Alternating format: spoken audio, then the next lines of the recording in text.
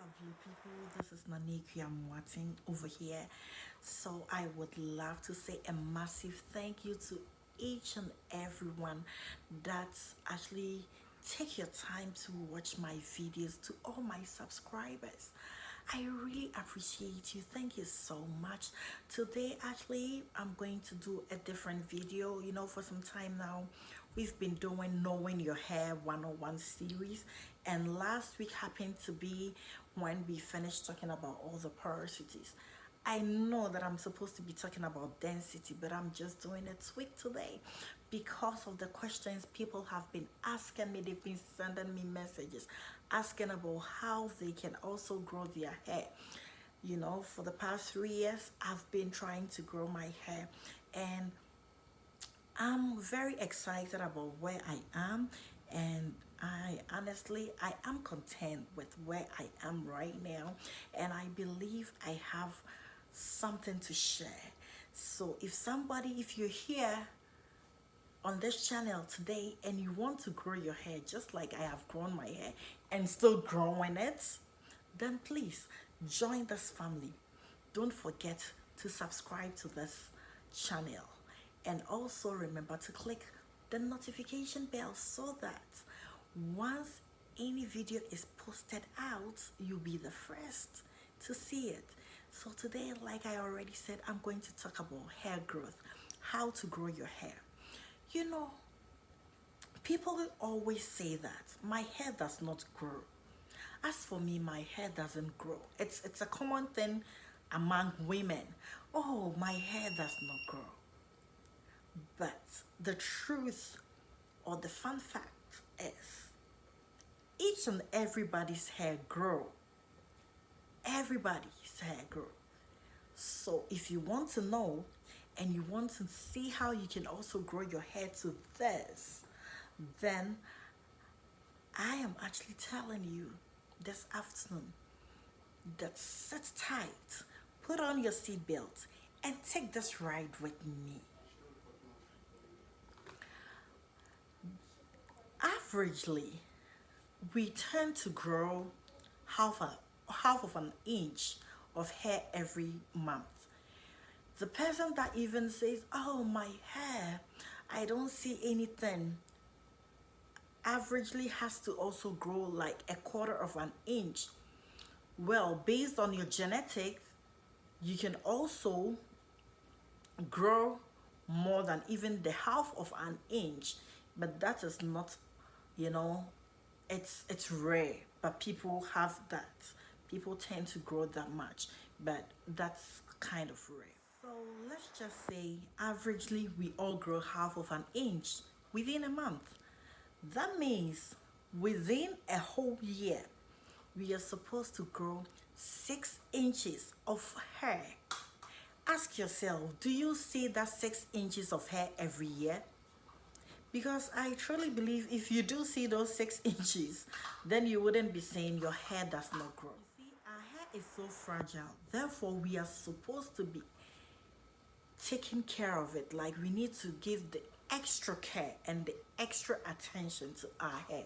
If truly we want to see length, if we want to retain length, we need to be careful with the way we treat our hair. And so with that said, let's talk about how we'll be able to retain that length. At least, if not all the 6 inches, maybe half of it within a year. So, the first thing I want to talk about is water. Water is good. Water is life. Water is everything. You know, the body is made up of 60% of water, and therefore we need water to hydrate our organs, to hydrate this hair internally. Because if you don't drink a lot of water, I bet you your hair is going to be so dry and it will be breaking. Once your hair is dry, that is what happens. It's dry and it's brittle and it breaks. So we need to drink water. If you can't drink at least half of your weight within a day, make it a point to at least drink maybe 6 glasses of water a day, or maybe 8 glasses. But if you can, just make it a point to drink half of your weight within a day. The next thing I want to talk about is our food, the food that we eat. You see, our body, or let me say our head actually, is made up of protein and trace minerals. And therefore, we need protein to be able to have healthy hair. So you can't go without protein. A healthy, balanced meal is important. And if you can, just try and do a little bit extra protein. Because the thing about digestion and how this whole organs in our system actually receive nutrition is like this. Our nails, skin, and hair tends to be the last that always receive something when after digestion, after the nutrients are being, shed among all the organs. So if we truly want our hair to grow, we need to eat well. We need to eat a well balanced meal. We need to eat, the intake of our protein has to be high. Yes. And not just the intake of our protein, our fatty acids. Somebody may be wondering, what is she talking about? Just eggs is good. Consuming eggs in a day, like let's just say an egg a day, will really do your hair good. Let's try and eat our fish. The fish with the fatty acids like salmon and the mackerels. It's good. It gives all these omega-3s, and it actually moisturizes our hair from within. It's very good for us. The next thing I would want to talk about is the way we clean our hair, shampooing or washing, any way that you want to call it. But at the end of the day, how we clean our scalp. A healthy scalp actually grows a healthy hair. So if you don't clean your scalp, don't expect to grow any beautiful hair. I know that our hair actually, because we don't, sebum doesn't travel so fast to the ends of our hair, it makes our hair dry, and most of the time we feel we have to run away from the shampoos. Yes, it is true, especially if it has sulfates in it.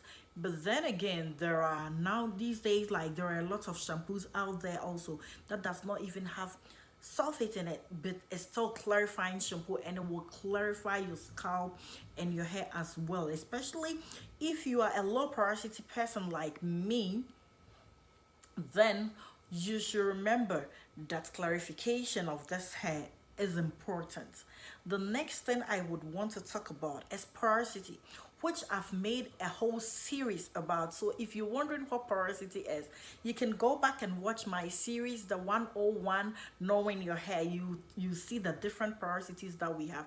Once you know your porosity, I always say this because that is what helped me. It was a turnaround for me the moment I got to know my porosity. Once you know your porosity, that's it. So find out what your porosity is.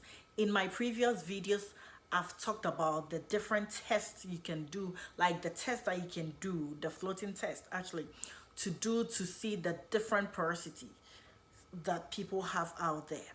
So it's up to you. Just do it and see what your porosity is, and then take it from there. The next thing I want to talk about is go easy on this hair. Go easy on this hair. If I say go easy on this hair, I would say the way we detangle our hair, learn to not always be quick to use tools like the brush and the comb on your hair. Always learn to, finger detangle your hair first, And then where you think it's necessary for you to bring the brush or the comb, then you add it. But every time before you bring any tool in, your fingers, they are the natural comb. Use it. Detangle the hair, whatever it is, just detangle it. And as you're doing it, you see that it is way better than you just grabbing a brush and just combing through your hair like that. You just comb it, and then by the time you realize, you've broken a whole lot of unnecessary hair, and that will not let you see retention if you want to see retention. So finger detangling, being careful with our hair, that is what I will talk about. The next thing I want to talk about is using products that works for you. Don't use products that works for Akosia or Ama. Don't use product that works for me. Use product that works for you. And that is where the porosity comes in again, because if you know your porosity, then you'll be able to choose the right kind of products for you. For you, not for me. It's very important. The next thing I want to talk about is trimming your hair. Trimming the ends, the dead end. Somebody might be thinking, I want this hair to grow, so why are you talking about trims? Yes, the main reason my hair is like this is because I've been doing some trims. I was actually cleaning my ends. I've been doing that for the past, I think, 2 weeks. I've been taking it easy because I honestly, because of the coronavirus, I don't want to go into the salon for, usually my stylist is the one that does it for me, but because of the coronavirus, I don't want to go to the salon. So I've been doing this in the house myself. I've been taking my time to trim it, but I believe you can just sit down one day and just do it. I'm just busy, that's why it took me a while, but I'm done with it.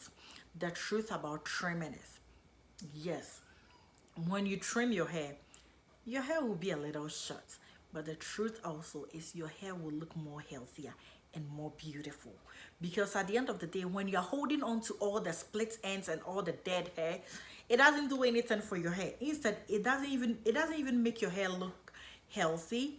It doesn't make it look healthy. And then secondly, once those split ends are there, because your hair is supposed to be straight like this, but when there is a split, you see that it's like that. Let me make it this way for you to see. See, there is a split. It's not smooth anymore. And the moment there is a split, if you don't cut that split, it actually goes up into your hair. And by the time you realize, your hair is breaking off a lot. And then your hair becomes very short. So cleaning your ends is very important. Trimming your ends, it's very, very important in the journey. People tend to actually do it like 3 times in a year, 2 times in a year, but the truth of the matter is, do what pleases you. When you look at your ends and you think that I need a trim, then you do it. That is what you have to do. If you see anything that, causing for an attention, you just make sure that you clean it up.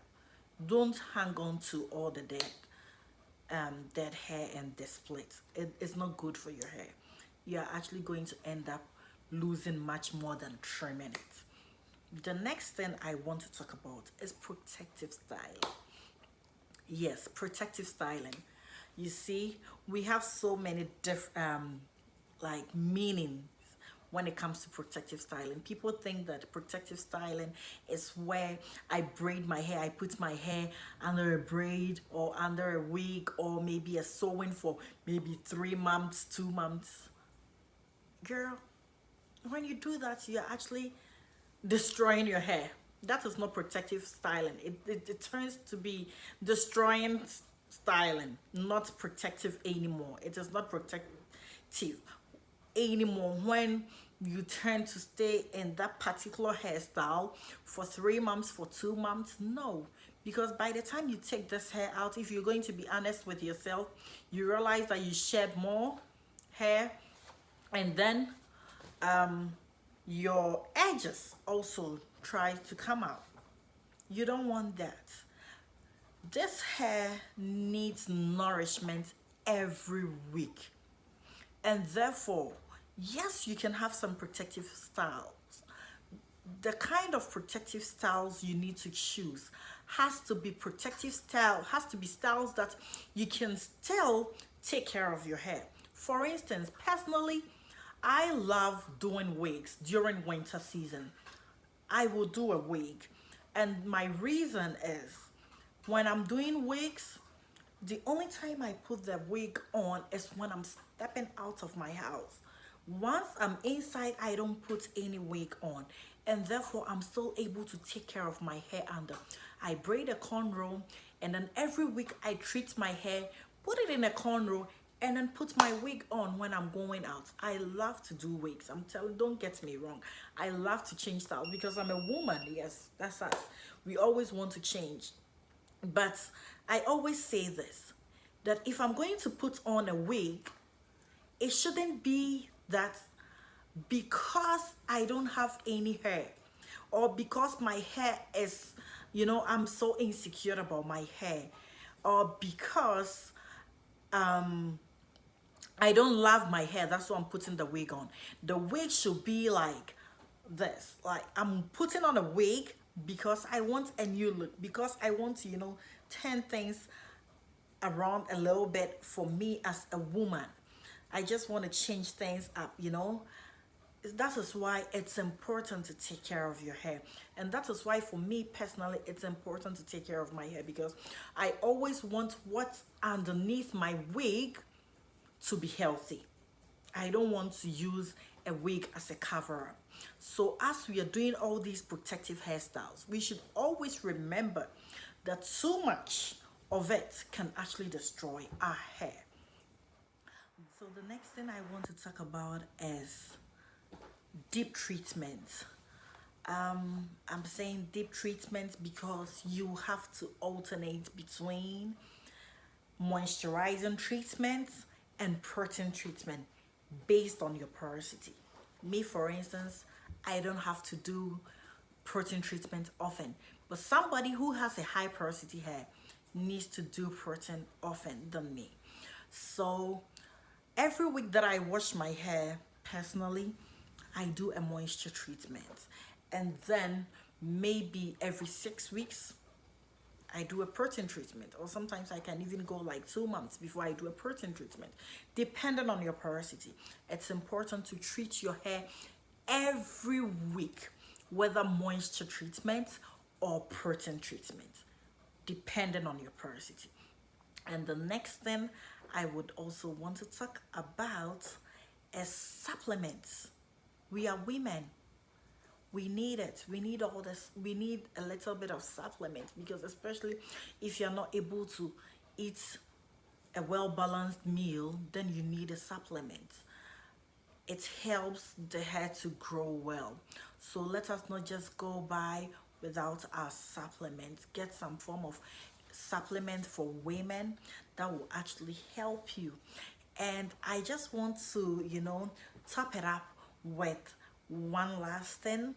And there is a whole lot, but for today, this is what I'm going to talk about. But the one that I'm topping it up with is scalp massaging. As I'm sitting here, I can just go under my scalp like this and then just massage it. Massage it. Because what it does is it helps with blood circulation. And when there is good blood circulation, your hair tends to grow faster and it grows well. So it's important. You can have some oil in your hand and then you massage your scalp. Usually what I do is, before like my wash day, the night before my wash day, I massage my scalp with oils, and then I put in my pre-poo. That's what I do.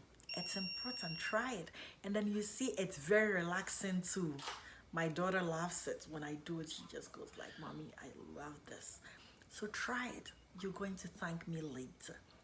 So with that said, if you love everything I talked about, and if you even want more, then don't forget to subscribe to this channel. And also remember to click the notification bell, because that is when you're going to receive messages. You're going to receive all the videos the moment I post it. And like I always say, I'm about to spill everything that I know.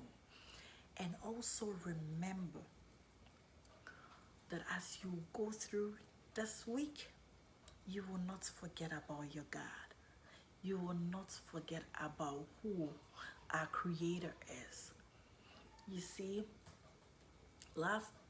yesterday my quiet time was actually talking about how it was talking about Moses, and Moses as a prince and Moses as a shepherd. And one thing I learned from it, I just want to share with you. You know, one thing I learned from it is when Moses was a prince, people were doing everything for him. But when he became a shepherd, at that time, when he had to run from Egypt, Moses had to learn to do things for himself. He had to do the things that was being done for him. And that was very humbling. It was God that was humbling him just to be able to use him for his glory. And I learned that, as the Bible already says, that if you are proud, God will humble you. I learned that. I'll rather learn to be humble before God than to wait for him to humble me, because I'm not sure that will be so pleasant. I don't want to be in that. And I also learned something. Whilst God was working on Moses, Moses was given excuses. When God asked him to go to Egypt, Moses was like, I don't even know how to talk. But God said that you were not going to be there alone. I was going to be with you. And your brother Aaron was also going to be with you. And one thing I got from that was, you see, God has put so many wonderful things in us. But sometimes for us to even come out and let it out, we give so many excuses. What if? Are they going to like it? What if this one say this? What if? And then we tend to walk around and stay with all these wonderful things in us, and we don't even bring it out. This afternoon, I want to encourage you that whatever your gift is, whatever your talent is, let it out. Don't be afraid. God is with you. He is going to be with you throughout the same way he was with Moses. That is what he wants me to tell you. I'm encouraging you that whatever gift you have, God is with you. Let it out. He's going to be with you. As you go through this week, remember this and be a blessing unto others. I love you. Stay blessed. Bye.